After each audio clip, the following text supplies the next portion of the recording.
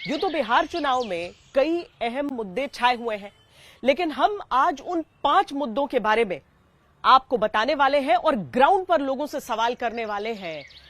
जो 5 मुद्दे इन बिहार विधानसभा चुनावों में निर्णायक होंगे।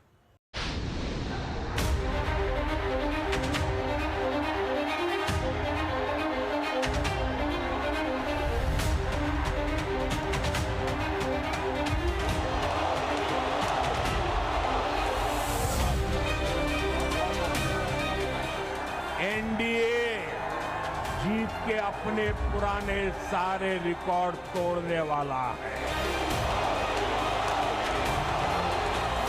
महागठबंधन है, वो जंगल राज की ओर जा रहा है, बिहार को जंगल राज की ओर ले जाना चाहता है। और एनडीए गठबंधन सुशासन की ओर जा रहा है। अमित शाह कह दिए कि अब जब चुनाव हो जाएगा तो विधायक लोग तय करेगा कि मुख्यमंत्री का चेहरा कौन होगा।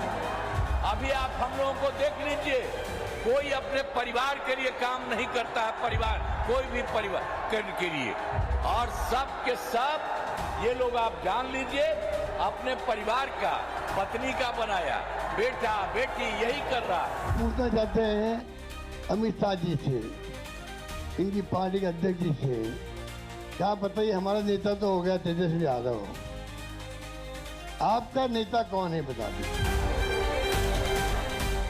लोकतंत्र की जननी बिहार का चुनाव है, जोर भी खूब दिख रहा है और शोर भी। माता की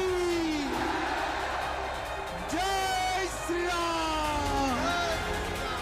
नीतियां भी दिख रही हैं और रणनीतियां भी, वादे भी दिख रहे हैं। सरकारें नहीं बनाना बल्कि बिहार को बनाने का काम करना है, गरीबों का उत्थान करना है। और कुछ इरादे भी।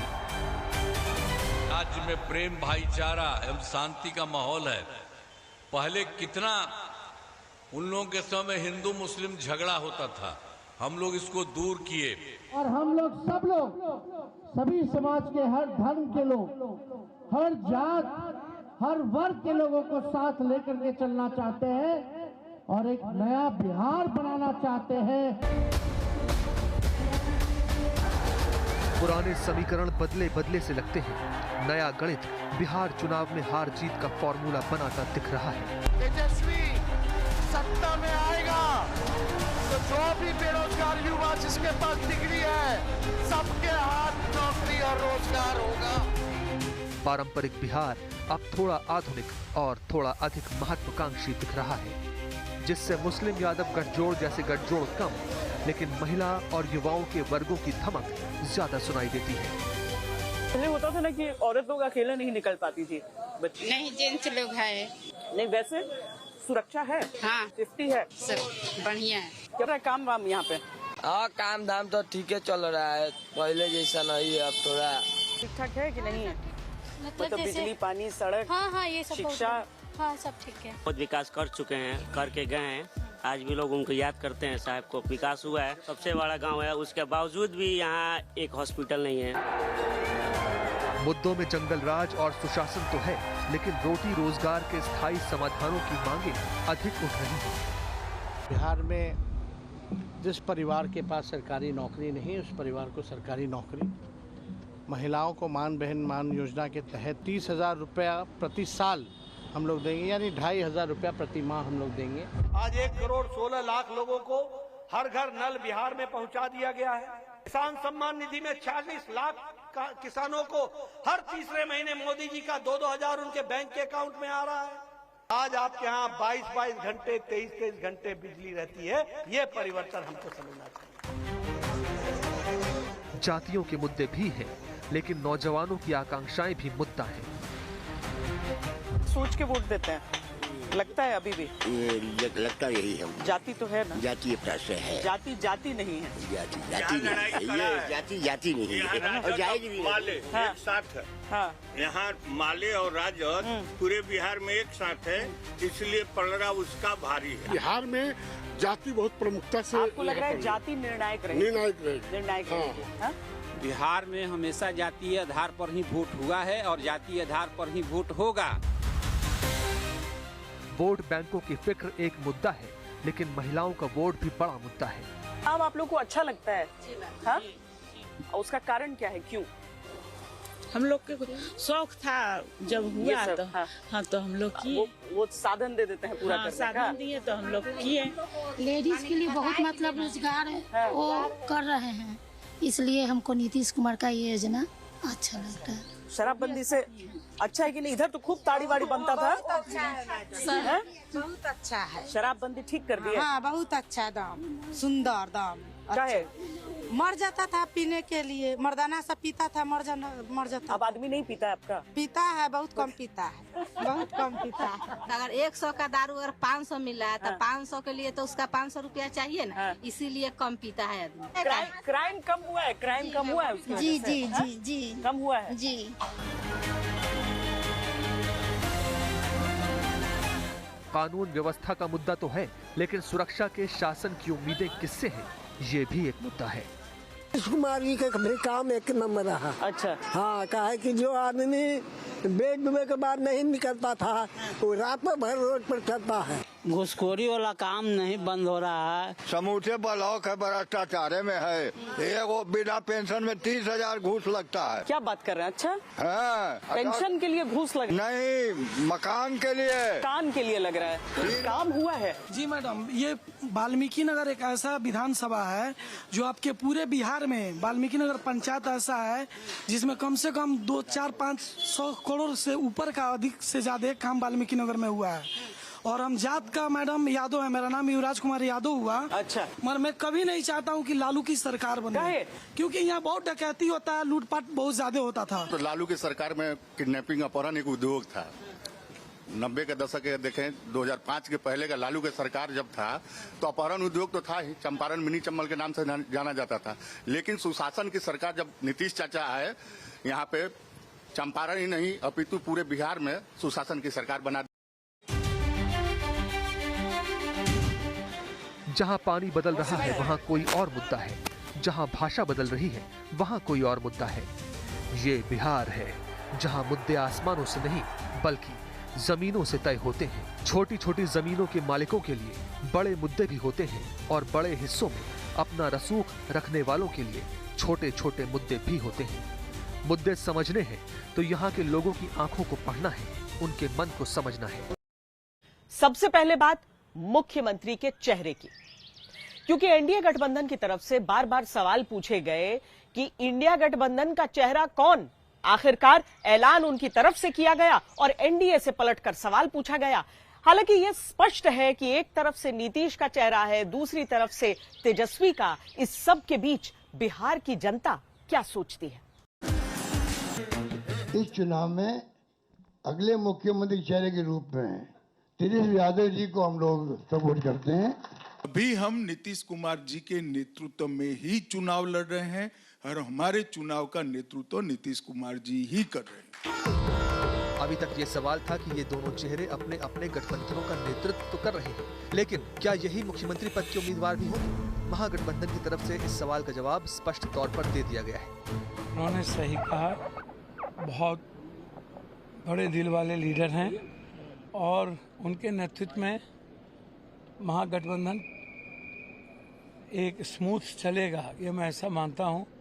जब अशोक गहलोत जी आए तो सब कुछ अच्छा होगा। तेजस्वी महागठबंधन के मुख्यमंत्री पद के उम्मीदवार घोषित हो गए तो इसके साथ ही महागठबंधन अब चेहरे के सवाल को लेकर एनडीए पर आक्रामक है।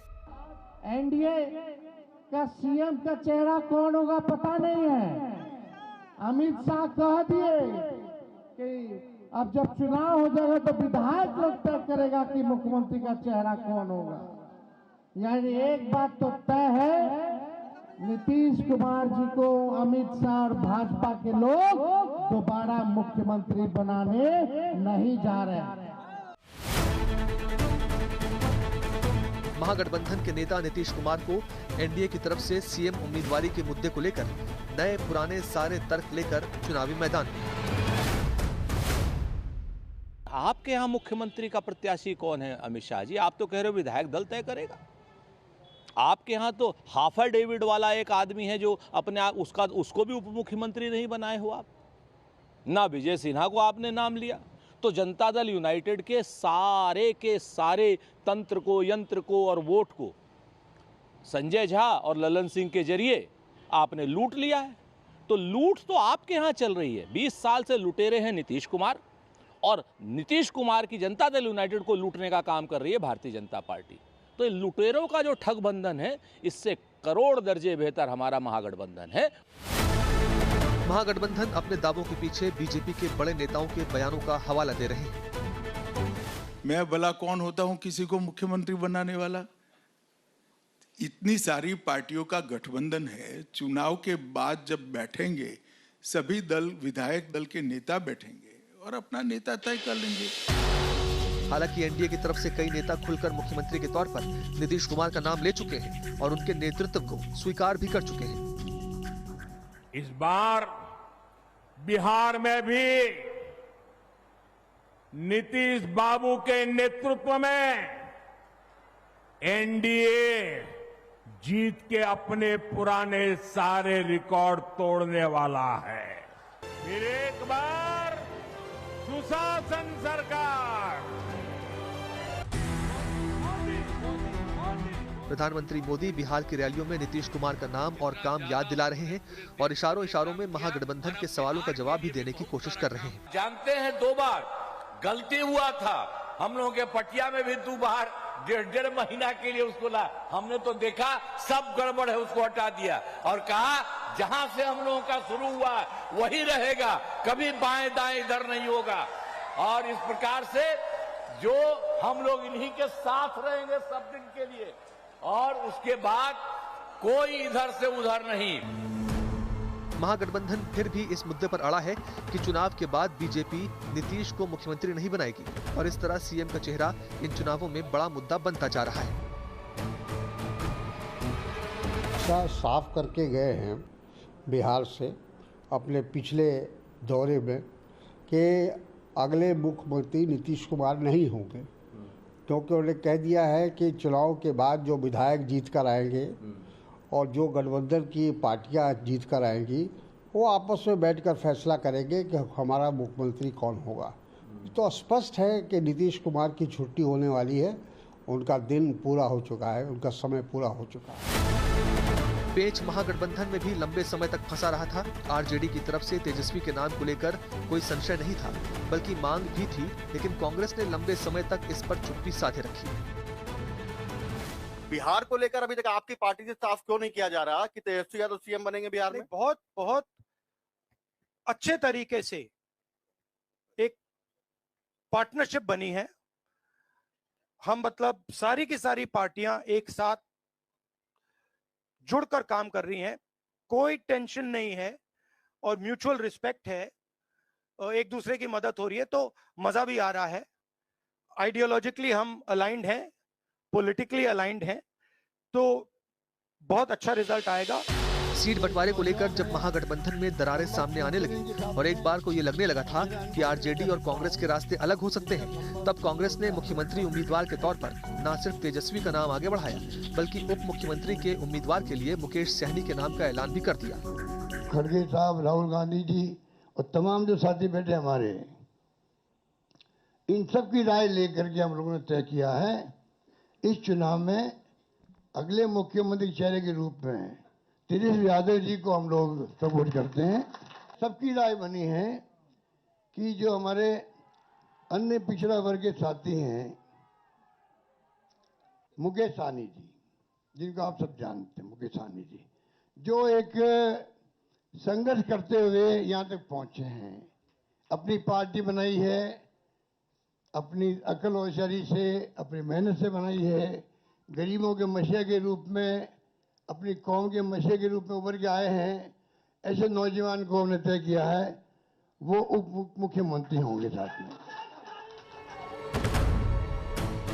अब आरजेडी और कांग्रेस दोनों एनडीए पर मुख्यमंत्री चेहरे का सवाल उठा रहे हैं और इसे मुद्दे की शक्ल भी दे रहे हैं। आरजेडी इसे बिहारी नहीं बल्कि बाहरी के तौर पर भी रंग दे रही है, जहां उसका इशारा बिहारी से नीतीश कुमार और बाहरी से मोदी और शाह की तरफ है।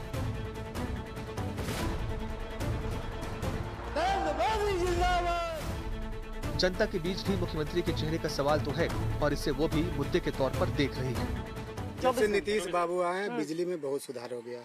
पहले जो यहाँ पर होता था काम, उससे बेहतर हुआ है आप कह रहे हैं? पिछले बहुत बेहतर, जब से बिजली चालू हुई बहुत बेहतर। हाँ। पहले जनरेटर से काम करते थे, डीजी सेट से काम करते थे। डीजी सेट चालू भी नहीं होता, बिजली उपलब्ध है कंटिन्यू। पूरे एरिया में आता है बिजली? पूरे एरिया में 24 घंटे, 24 घंटा, कोई उस मामले में कोई दिक्कत नहीं। तो इस गाँव माननीय मुख्यमंत्री जो हम लोग को दिए हैं हमारा कन्हैयागंज को, वो और कोई मुख्यमंत्री नहीं दे पाते। नीतीश कुमार का काम कैसा है, चल रहा है? बढ़िया हो रहा है काम, तो बढ़िया हो रहा है। बढ़िया है। हाँ, बढ़िया हो रहा है। तेजस्वी यादव बोलते हैं इस बार वही जीतेंगे, आपको लग रहा है? वो तो ढकोसला करा, नल जल अथी पानी बिजली सब सुविधा, सड़क और पेंशन मिलता है? बूढ़ा का, हाँ बढ़ा दिए हैं। हाँ। कितना मिल रहा है अभी? 1100। नीतीश कुमार सबको पसंद है? सबको पसंद है। हा? नहीं, ठीक ही है। ठीक है। और तेजस्वी? वो तो अभी कैसे कर सकते हैं, अभी तो हम करने की नजर नहीं आए थे अभी। नीतीश कुमार कैसा काम किए हैं? बहुत अच्छा किए। हाँ।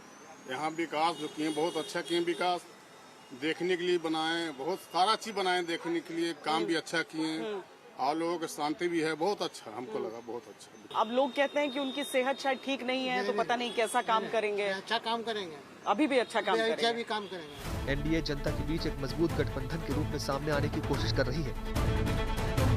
नया बिहार बनाना है। महागठबंधन ने चेहरे के मुद्दे पर लीड ले ली है एक संकल्प के साथ, और जनता के बीच भी सवाल तो है ही कि मुख्यमंत्री कौन। सिंहासन अब डोल रहा है।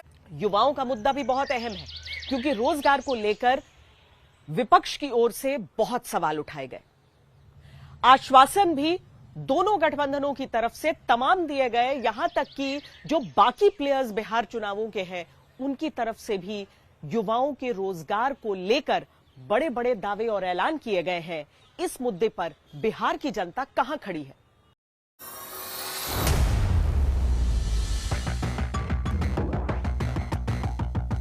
छठ का समय है और एक तस्वीर देखिए पर्व मनाने के लिए बिहार लौटने वाले लोगों की।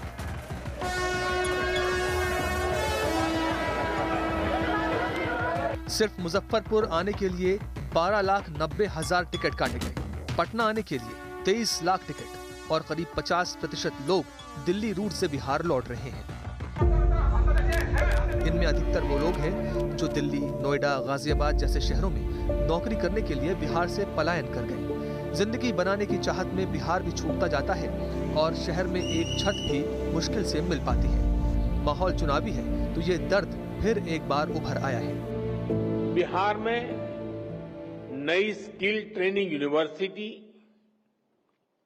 अन्य यूनिवर्सिटीज में सुविधाओं का विस्तार, नौजवानों के लिए युवा आयोग, हजारों युवाओं को पक्की सरकारी नौकरी का नियुक्ति पत्र, ये सब बिहार के युवाओं के बेहतर भविष्य की गारंटी है। बिहार की सियासत में पलायन का मुद्दा एक दाग की तरह है। रोजगार की तलाश में लाखों युवा बिहार से देश के अन्य हिस्सों में पलायन करते हैं। इन चुनावों में भी इसकी गूंज सुनाई दे रही है। यहाँ पे सचमुच में रोजगार की समस्या है? जी है, बिहार में है। कौन इसको सॉल्व कर सकता है? नीतीश या प्रशांत? नीतीश कर सकते हैं। एनडीए भरोसा है। तेजस्वी नहीं, वो कह रहे हैं हर घर में। नहीं, भरोसा नहीं हो पाता है। नहीं हो पाता। भरोसा बड़ी चीज है मेरा। हाँ। एनडीए कर सकता है, पर एनडीए ही पर भरोसा है। एनडीए में भी बीजेपी, एनडीए में भी बीजेपी। ये रोजगार चाहिए मैडम, रोजगार बहुत तेजस्वी अधिक दे सकते हैं। तेजस्वी से ही उम्मीद है आपकी नया सोच नई सरकार के साथ उनसे ही हम लोग अब उम्मीद रखते हैं। चॉइस होगा तो आप यही रहकर कमाना चाहेंगे? 2 पैसा कम कमाए बट घर के पास है तो ज्यादा बेहतर हो। बाहर दूर जाते हैं कमाने के लिए तो परेशानी होती है, वहाँ रहने का दिक्कत, खाने पीने का दिक्कत जी। तो मैं सरकार से अपने ये कहना चाहता हूँ कि हमारे एक क्षेत्र में कुछ अच्छी कंपनी होनी चाहिए। हाँ। जिससे कि लोग मतलब दूर नहीं जाएं, अपने क्षेत्र में मतलब काम करें, अपने घर पे रहें, फैमिली के साथ खुशहाल रहें। महागठबंधन के मुद्दों में पलायन का मुद्दा रोजगार से जुड़कर प्राथमिकता से शामिल है। आज वो लोग भी नौकरी की बात कर रहे हैं।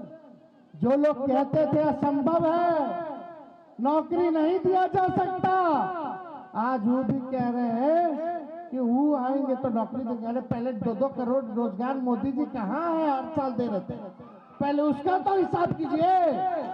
11 साल यानी 22 करोड़ नौकरी कहाँ है?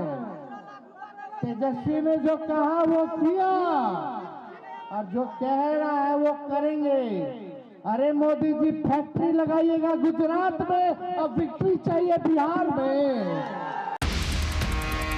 एनडीए के लिए भी रोजगार का मुद्दा महत्वपूर्ण है और इसकी पृष्ठभूमि में भी पलायन रोकने की कवायद शामिल है। एक व्यक्ति जो बिहार से बाहर गया है उसको चिन्हित करेंगे और उनको बिहार लाकर रोजगार देने का काम करेंगे। साथियों, उनको बाहर जाने की जरूरत नहीं है। अभी तक लगभग 10 लाख लोगों को सरकारी नौकरी हम लोगों ने दिया है और 34 लाख लोगों को रोजगार देने का काम किया है। एकदम स्वस्थ रहिए। ये पूरी तरह संख्या 12 लाख सरकारी नौकरी पुराएंगे और 38 लाख रोजगार देंगे और पूरे प्रदेश में 50 लाख लोगों को बिहार में रोजगार देने का काम नीतीश कुमार की सरकार करेगी। बिहार की राजनीति में अपने पांव जमाने की कोशिशों में जुटे जन सुराज के प्रशांत किशोर भी पलायन और रोजगार के मुद्दे पर जन भावनाओं में ज्वार लाने का काम कर रहे हैं। जन सुराज ने एक ही वादा किया है, जन सुराज की सरकार बनेगी, किसी को बाहर रोजी रोटी नहीं जाना पड़ेगा। और कुछ हो या न हो, और कुछ हो या न हो, छठ में जो बच्चे घर आए हैं, अगर 14 तारीख को जन सुराज की सरकार बनी तो अब लड़के बाहर नहीं जाएंगे। ये भीड़ इस बात का गवाह है कि लोगों ने तय कर लिया है कि अब हम लोग को कुछ नहीं चाहिए, सबसे पहले रोजगार चाहिए, पलायन बंद होना चाहिए। छठ, दिवाली, होली सब अपने घर परिवार के साथ मनाना है। कांग्रेस ने भी अपने चुनावी अभियान की शुरुआत पलायन रोको रोजगार 2 यात्रा से की थी, जिसकी कमान कन्हैया के हाथों में सौंपी थी। पलायन का जो कारण है वही बिहार के पिछड़ेपन का भी कारण है। पलायन का कारण है शिक्षा की कमी, पलायन का कारण है रोजगार की कमी, पलायन का कारण है स्वास्थ्य सेवाओं की कमी और पलायन का कारण है कानून व्यवस्था की कमी। ये व्यवस्था अगर ठीक हो जाए, आधारभूत संरचना हो, कानून व्यवस्था दुरुस्त हो, रोजी रोजगार मिले, शिक्षा और स्वास्थ्य मिले, कोई अपना घर छोड़ करके बाहर नहीं जाना चाहता। सवाल ये उठता है कि चुनावों के वक्त ये मुद्दा सबकी फेहरिस्त में शामिल है, लेकिन जब सरकारों में यही लोग होते हैं तब इस पर कितना काम किया जाता है? क्या कभी हालात बदले हैं या पलायन का दंश झेलने को बिहार के युवा मजबूर हैं? 2011 की जनगणना के अनुसार देश के 34 राज्यों और केंद्र शासित प्रदेशों में कुल 74.54 लाख प्रवासी बिहार से थे। राज्यसभा में दिए गए एक उत्तर के अनुसार 26 जुलाई 2024 तक देश भर में 29.83 करोड़ से अधिक असंगठित श्रमिकों, जिनमें प्रवासी मजदूर भी शामिल हैं, जिन्होंने पोर्टल पर पंजीकरण कराया है। इनमें से बिहार राज्य में 2.9 करोड़ से अधिक श्रमिक पंजीकृत हुए। सरकारी नौकरी करना है या अपना कुछ काम करना है? सरकारी नौकरी करना है। कौन यहाँ पर नौकरी दिला सकता है? सब वादा कर रहे हैं करोड़ों नौकरियों का। हमको लग रहा है नीतीश दिला सकते हैं, नीतीश ही दिला सकते हैं। क्या तो सरकारी नौकरी का वेट नहीं किए? जनरल कास्ट के हैं तो नहीं मिलेगा। नहीं मिलेगा। क्या करते हैं आप? बिजनेसमैन है, कपड़े का बिजनेस है। सरकारी नौकरी का प्रयास नहीं किया? सरकारी नौकरी का प्रयास किया, अभी सफलता नहीं मिली। दोनों लोग बोल रहे हैं करोड़ों करोड़ों नौकरी का वादा तेजस्वी दिला सकते हैं या नीतीश? विश्वास तो हमें नीतीश जी पे ही है, तेजस्वी जी पे तो विश्वास है ही नहीं। जो हमारे बिहार का ही है, संपत्ति का घोटाला कर दे, वैसे व्यक्तियों पर हम कैसे विश्वास कर सकते हैं? जो बार बार मुद्दा उठाते पलायन का, उसके भी हम लोग चाह रहे हैं कि यहाँ भी उद्योग आए, पलायन रुके बिहार में। एनडीए की दलील है कि उनकी सरकार में पलायन रोकने की कोशिशें की गई।